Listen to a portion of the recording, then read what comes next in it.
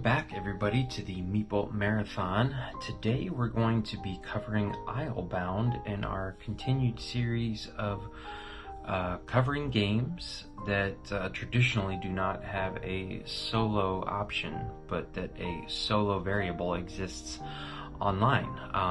And today's game is another Red Raven game by Ryan Lockett, and this is Islebound.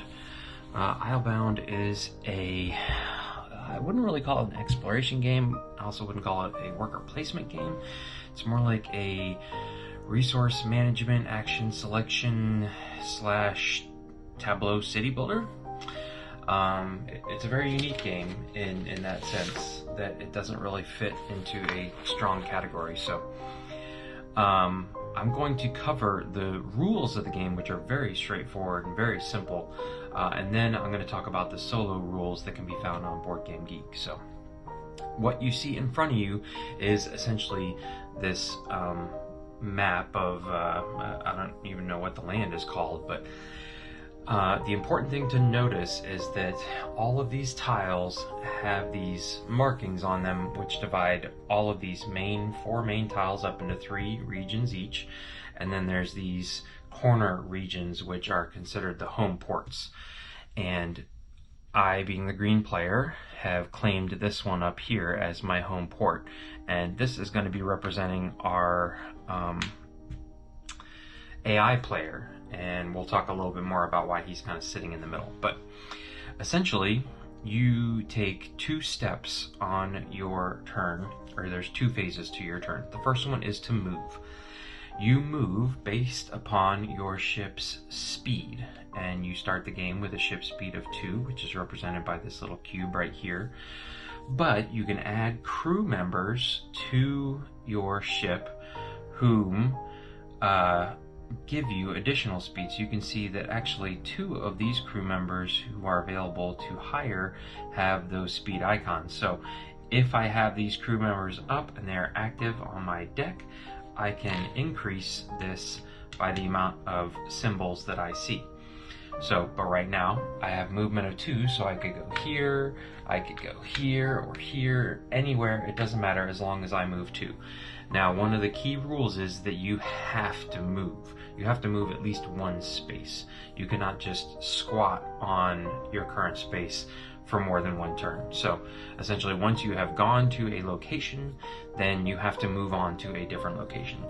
And the locations work very similar to a worker placement game, except you only have your 1 ship, which I guess you can consider your 1 worker, and you can't just put them anywhere. You have to actually move the ship around. So to get from way over here to, say, Sun's Rest would take you 1, 2, and then the second turn 1, 2. You don't just get to pick your ship up and plop it down. So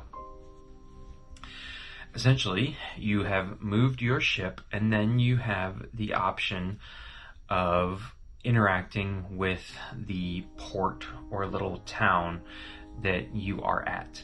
And what you will be doing in your interactions is what's up on these banners up here at the top.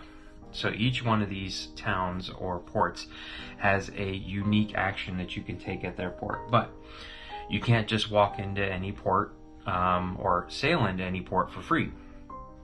This is a nautical based game, so we're not walking anywhere, we're sailing. So to enter a port, or to park your boat, essentially, most of them you need to just pay a coin, but some of them you need to not only pay a coin, but you need to exhaust a crew member. In this instance, you have to exhaust a crew member with the diplomacy symbol, which you can see 2 of my starting crew members have that. And to exhaust somebody, you simply turn them sideways and put them below deck, so they're sleeping. I think there is 1 symbol, yeah, 1 symbol right here, which just simply means exhaust any 1 person. It does not have to be a person with diplomacy, so I could exhaust this person, for example.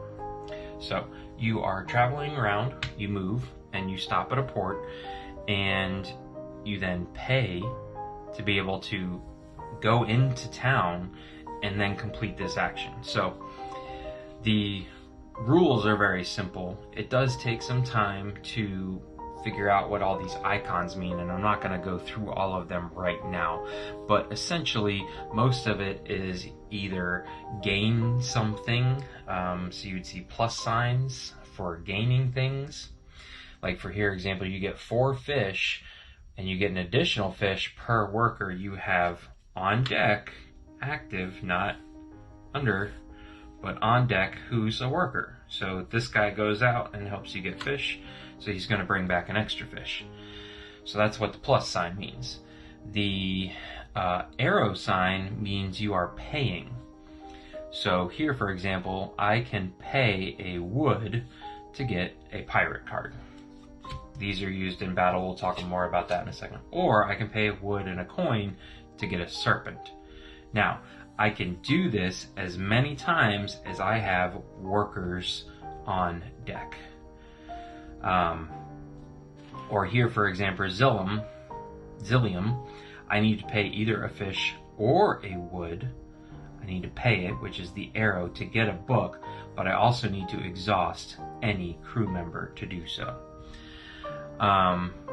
So, again, this is similar to a worker placement element, that you are going to a location and getting to take part in that action if you can pay the entrance fee.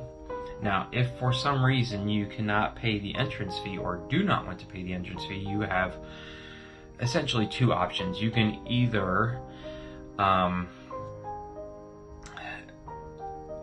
don't want to say conquer, because that's not the right word for all of them, but make the town your own. We'll call it that. The towns with the blue banners, this guy's got both, but the towns with the blue banners can be reasoned with diplomatically. So you can spend enough diplomacy, which we'll talk about in a second, to reason with this town, and then it will ally with you. You would put a cube over here next to the banner. That means you can, in the future, visit this town for free. You don't need to pay the coin. Other people, though, especially when you're playing in a multiplayer game, can come in and steal this city out from under you by spending the amount of diplomacy here plus an additional 2. Your cube is always worth an additional 2. So they could steal out from under you. The red banners are ones that you need to fight for, so you need to conquer them in a sense, and then they swear fealty to you or ally with you. You do combat with these pirates, and we'll talk a little bit more about combat here in a second. So again, you're moving, and then you're doing the action with the town that you moved. You can either pay the cost, which is on this brown banner on the bottom, to go into town and do that action, or if you want to take control of a town, you need to either reason with them or fight them. You can only reason with the blue banners, you can only fight the red banners. Your last option, if for some reason you don't want to visit the town or you cannot afford it and you don't have the resources to conquer the town, you can simply search for treasure. Searching for treasure means that you get all of the coins that would end up on this treasure map over here. Anytime you have to spend a coin to go into a port, it's going to go over here on this treasure map, and it's going to collect here. This is not like you don't have to pay it to the bank or the supply. You actually pay it to this treasure map, and at any point in time, someone could go to a town and instead of taking an action, take all the coins. If for some reason you have no other option but to hunt for treasure and this is blank, you always get at least 1 coin from the supply. So, again, you're going to move, you have to move, and then you either take the action with the town or you get the money off this mat. If you want to, you can conquer or reason with the town before you go in, and then from any time your token is there, it's free to enter. So, what is the objective of the game, you might ask?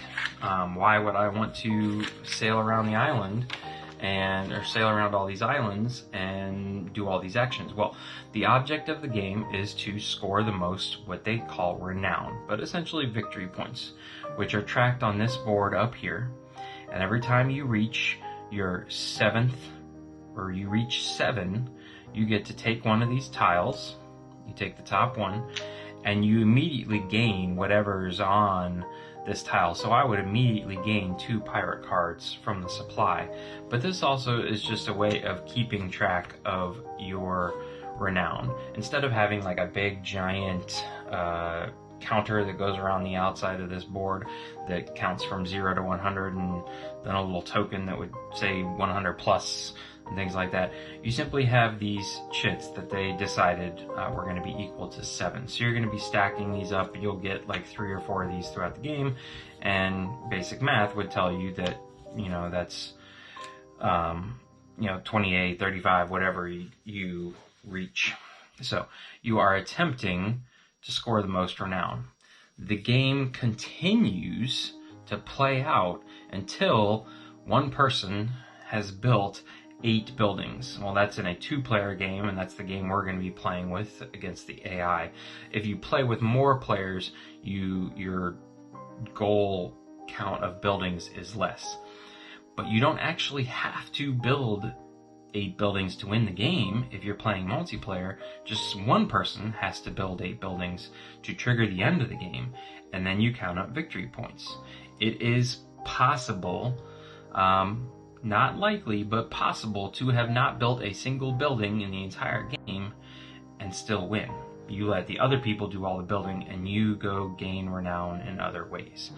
Now, that is unlikely because buildings give you renown. So say for example here, this building is going to cost you, if you pay for it, if you purchase this building, it's going to cost you 5 coins, but it's also then going to give you 5 renown at the end of the game, even swap. You could also, though, if you wanted to, build this building by spending a wood and 3 fish. However, the only place you can build to take the build action is Stratic, right here. So, your goal is to be able to move around the board and build buildings, but also gain influence. Gain influence is, where is this symbol? This symbol here. So anytime you see the eyeball symbol with the cube above it, that means you get to put your cubes along this influence track. And at any point in time, you can pull cubes off of this track during your turn to spend diplomacy. So influence equals diplomacy. Say for example, the other guy had put like 2 down, and then I had put 2 down. He'd come in with 1, and then I'd come in with 1. So there's these numbers, and I put these 2 here because anytime you play with 2 players, you kind of keep these first 2 boxes always filled. Because as the higher you get up the track here, the higher the influence count is. So this cube's actually worth 3 influence points. These 2 are only worth 2. Say I wanted to ally with, okay, well there's nobody, no, Stratic, which is only worth 5 diplomacy points. I only need to spend a 3 and a 2. I could actually even take this one over. I could technically take these 2, but then I'd be at 4 and I'd still need to take this one. So you pull off from the track whatever amount that you need to spend, and then all of these empty holes in the future need to be filled from left to right. So if I pull these off, then the next guy who comes along, instead of, if I had left these up, he could have put his cube right here, but since I pulled these 2 off, he has to put his cube right there on a lower number. So you're sailing around. You are trying to gain the resources, either coins or fish and wood, to be able to build houses. You're also wanting to gain influence that you can then spend to ally with a town, or you want to be recruiting pirates or sea serpents. Pirates or sea serpents are the only people that you ever use to battle, and you simply do that by committing a certain number of them to a battle, knowing that your goal, say, is, we'll say 7 where we are. Now, how you do that is, say I have a number of pirates here, and a couple sea serpents, and I've got these 5 people on my team. I've got 3 pirates and 2 sea serpents, and I want to take over Zillium. So, I get to roll, for having these guys, 5 dice. And the game comes with these fun little kind of mini-sized dice, but they're just basically 6-sided dice. Now, if at any point I have someone on my on deck who has a dice symbol, that's 1 additional die I get to roll to increase my odds of rolling a good rolling a good score on the dice. So once you have committed everybody you want and you have your dice pool, you're simply going to roll out the dice. This was not a very good roll, because you can see that for every 1 I roll with a pirate, I get 1 hit point. So I'm guaranteed to get 3. But to even get any hit points with a sea serpent, I need to roll at least a 3. But if I do, I get 2 hit points. If I roll a 5 or higher, I get 3. Over here, if I roll a 4 or higher, I get 2. So if I worked this out, I would say, okay, I can spend these 2 3s here, so that's giving me 4 points. Then I can simply commit 1, 2, 3. It doesn't matter. These all are going to get me 1 point. So I have successfully done it. Even though it was a very poor roll, I have scored 4 points from my sea serpents, because these are 3 or better, and 3 points from my pirates. So I have officially gotten to this number or higher. At the end of a little battle, I simply need to put any pirates or sea serpents that I used in battle back into the supply, and then recruit them again. So you can see that most of these symbols are either gaining wood, gaining fish, putting in cubes on the influence track, gaining pirates or sea serpents.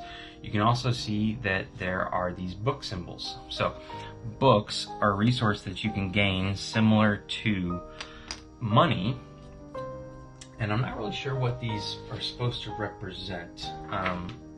They're just called books in the game, but if you gain them, you leave them on your board here, and they stay there unless you spend them on something. For example, you can spend, where is it? Up here in my home port, I can spend a book to be able to put down 1 cube on the resource track. Over here, I can spend a book to move up 2 spaces on the renown track. But books also, I guess, give you the knowledge to build certain buildings.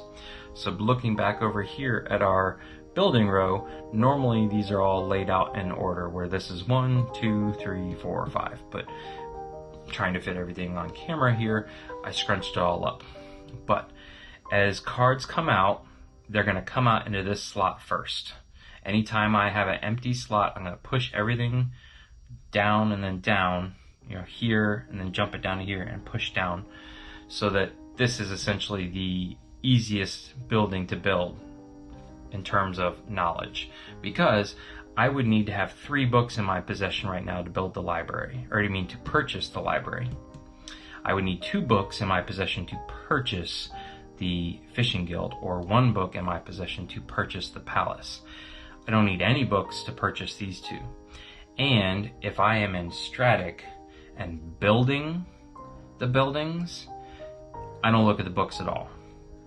So that's just really just kind of an interesting way of keeping you from being able to just buy up anything off of the buildings row, and having to sometimes wait for stuff to come out a little longer as it becomes cheaper, essentially because you don't have enough books.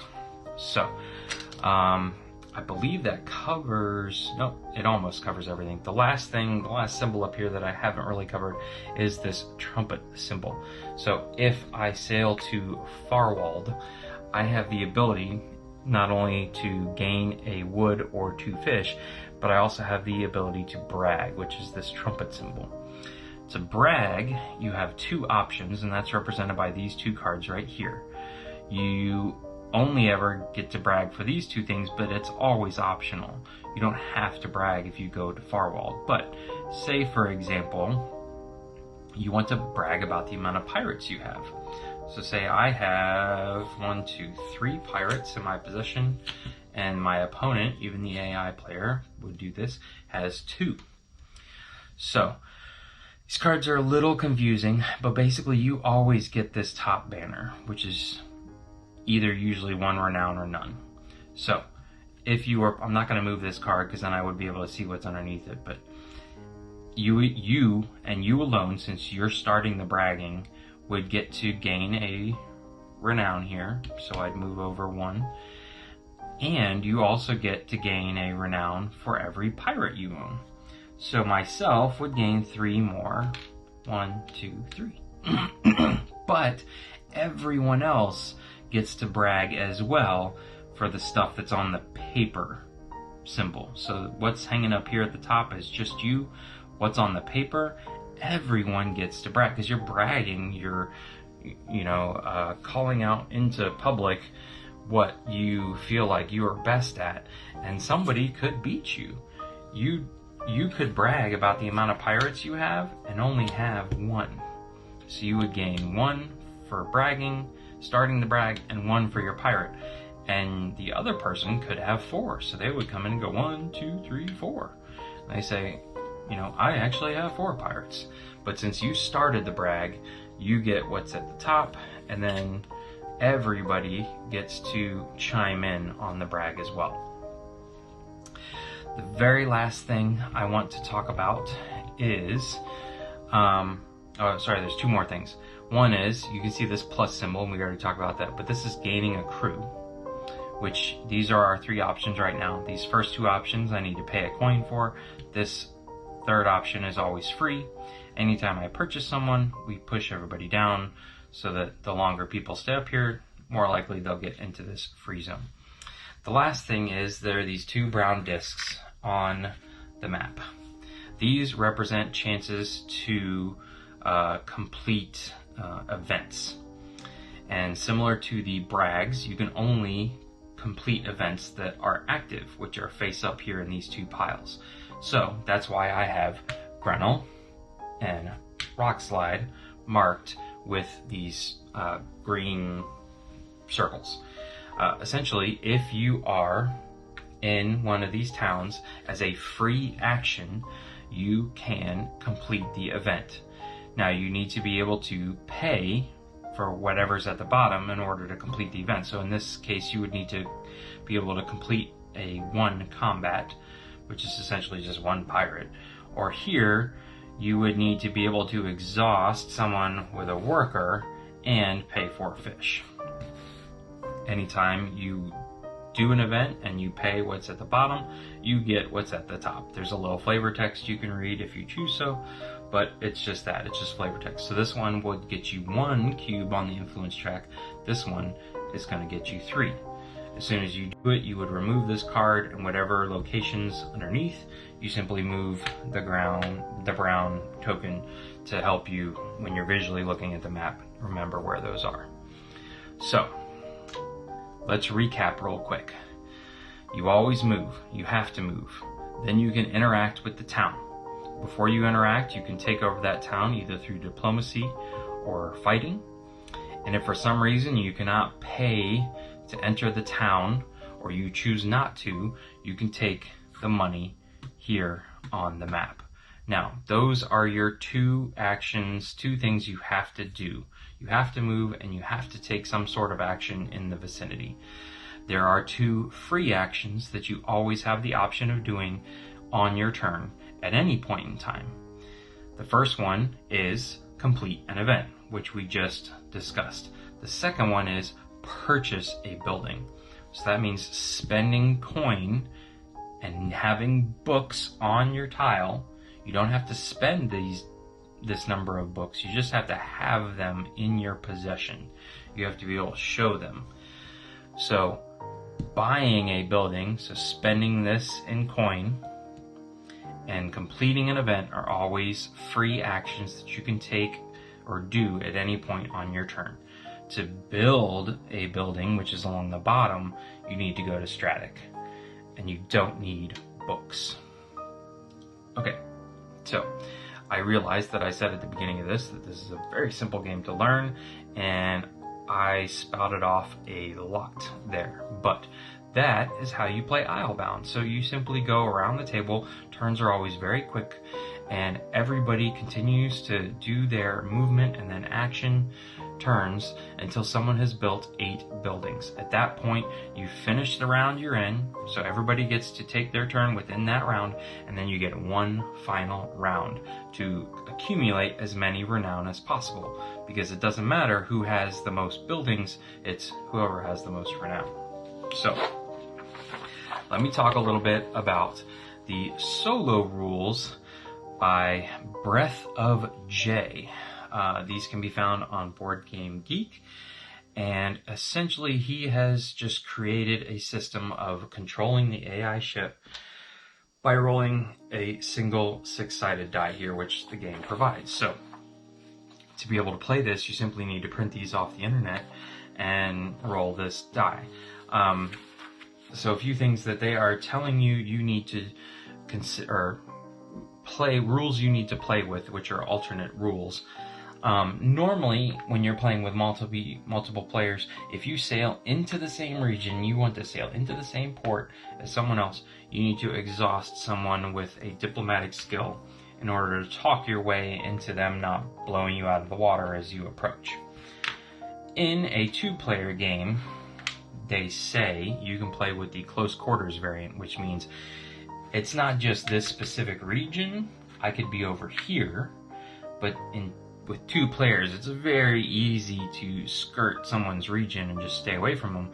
But say I wanted to come to Stratic, within the same board, the same set of 3, I would need to exhaust my person. That's the close quarters variant. So that's what they're saying, that anytime, and that's why I put the AI ship kind of in the middle, because if I want to visit any of these 3 towns, I need to pay or exhaust a worker to do so. And by the way, anytime you see the bed symbols, that's when you get your workers back up on deck, and there's a lot of those out here. So, what else do we need to make sure we know? Anytime you brag, the AI player is always going to have 2 of whatever they're bragging about, unless they actually have more. You'll notice that they accumulate pirates very easily, so this one they probably would count more than 2. And anytime that they earn 16 gold, they simply take this off the top. It becomes theirs towards their final renown scoring. They pay the 16 gold to the supply, and then they keep on moving. So these are little triggers that the AI gets that people don't normally get when they're playing the regular game. So, and then there's a few little bonuses that they score differently at the end of the game. But to activate the AI player, you're simply going to roll this d6 twice. The first time you're going to roll it, it's going to be movement. And it's very straightforward. If you roll a 1, this guy doesn't move. If you roll a 2 or a 3, he's going to move, and he's always moving clockwise, essentially. He's going to move 1 region. A 4 or 5, he's going to go 1, 2 regions. And 6, he's going to go 3. You could think of it that 6, he's going counterclockwise, and 4 or 5, he's going straight across. But the way the author describes it as this AI ship always moves counterclockwise, and he stays put on a 1, 2 or 3, 1 region, 4 or 5, 2 regions, blah blah blah. And remember, you just need to put them in the middle. Then, after you've rolled the dice for movement, you're going to roll the dice to see what action they take. And they aren't actually going to go into and visit a town. They're simply going to do whatever this says. So for a 1, they're going to gain 3 influence cubes on the track. Boom, boom, boom, boom. 2, they would use diplomacy to ally with the least diplomacy value in their current region. So here, say they were in this region, they would go after Rockslide instead of Fell's Garden. And they're actually going to pay for it. They have to be able to pay for it from here, because this says if they cannot afford it, they're going to gain 1 influence token and then move on. If they roll a 3, they're going to hire 3 pirates. If at any point they get 9 or more pirates, they're going to automatically attack the highest value city in their region on that turn. So say they get to 9 pirates, they're going, and they were in this region, they're going to go after Grenelle. If they roll a 4, they're going to attack, if they are able, the lowest value. If they roll a 5, they're going to build the building with the lowest cost. Now, building buildings is actually when they don't use, if they attack, they're actually going to spend and have to put their pirates back into the supply. If they use diplomacy, they're actually going to have to pull their influence off the track here. When they are building buildings, they actually are not going to spend any money or spend any resources. So if they build the lowest, or if they roll a 5, they're going after the lowest cost building. And if they roll a 6, they're going after the highest cost building, if they have the money available. So it's basically saying at the beginning of the game, if they roll a 6 very early on and they have not accumulated, say, 13 money, they're not going to be able to buy it. Also, anytime a 6 is rolled, they claim or hunt for treasure all the money on this track right here. So that's pretty much it, and I'm going to do a playthrough in my next video of this solo variant here, and it will all become a lot more clear. The AI turns go very smoothly, and once you have gained all this kind of, you know what each of the die rolls means, you don't have to reference the sheet. The AI turns goes very quickly, and so do your turns. This is a very fast moving game. 8 buildings sounds like a lot, but the turns go so quickly that, the game does not really last very long at all. So, hopefully I have explained that well enough. The last thing that I just kind of skipped over, if at any point we fill up this track, whether it's, it doesn't have to be all their cubes, but literally this last space is filled, the AI player is automatically, on their turn, going to use influence and pull it off to ally with the highest ranked diplomacy. So that's pretty much it. Phases 1 and 2 are gaining influence and then spending them. 3 and 4 are hiring pirates and attacking, and 4 and 5 and 6 are essentially building and adding buildings to their queue. So you play back and forth with the AI until one of you builds 8 buildings, then you finish the round, then you each get one more round, and you count up your renown points. And that's pretty much it. So, hopefully, you don't hate me now after I said that this was a very simple game, because really at its heart, and you can see that the back of the instruction manual here has this kind of icon pictograph thing here, but it's also turn structure: move, required, and 1 action. Visit, attack, diplomacy, hunt for treasure. Free actions, you can do an event or you can buy a building. Oh, the only thing I think I did not mention here is that anytime you ally with a city or take it over, you gain in gold the amount of whatever's on the banner. So if you allied with Borsham using 10 influence, you're actually going to gain 10 gold, and that's your primary way to gain gold in the game, because you can see that none of these symbols just say give me gold. So really, if you want some gold in the game, other than hunting for treasure, you're gonna need to ally or conquer towns. Okay, that's all for now. I'm gonna end this video here. If you enjoyed this video, please consider hitting that like button, subscribing to the channel, so you can be notified when we post the Islebound playthrough using Breath of Jay's solo variant. Once again, thank you for watching and have a wonderful evening.